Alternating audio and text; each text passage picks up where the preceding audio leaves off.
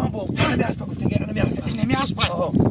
با خالدار بای بابی خالدار بای حالا بای بچه سلام علیکم السلام علیکم بیا بچم بیا همون مسئولیتو خطی اومد بیا بچه بیا اقان شلون بدرای مامی جان ها بدرای بیا بچه سلام علیکم سلام علیکم خودش داغه سلامتی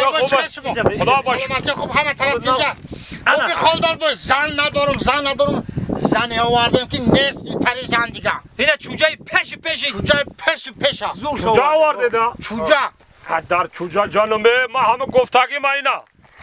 اینه همه کدکی ما اینا تیار کردم بچم اینه زین اوضاعش هم زده یا تمام اینا اسب گفتن اینا ما شما اسب دادم همین مدت شما بخشیدیم بیا باش آشوا خانشم نکاح کدا بگیرم زن دادن ثواب او نکاح کن بگی بکرس کن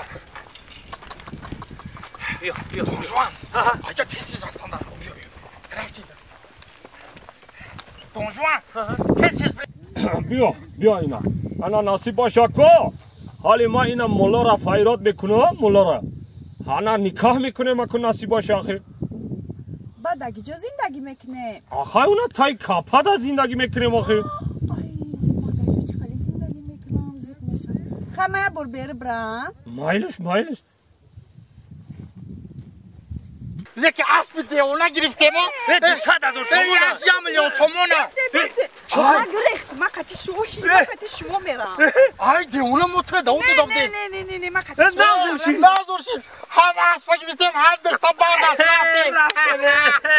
زب بابوش کدیم ما بابوش کدیم خیال کردن اکو برا باب کردن نیکه ما ویا را باب کردم نیکه مو اسب گو اسبی ما نبود داخل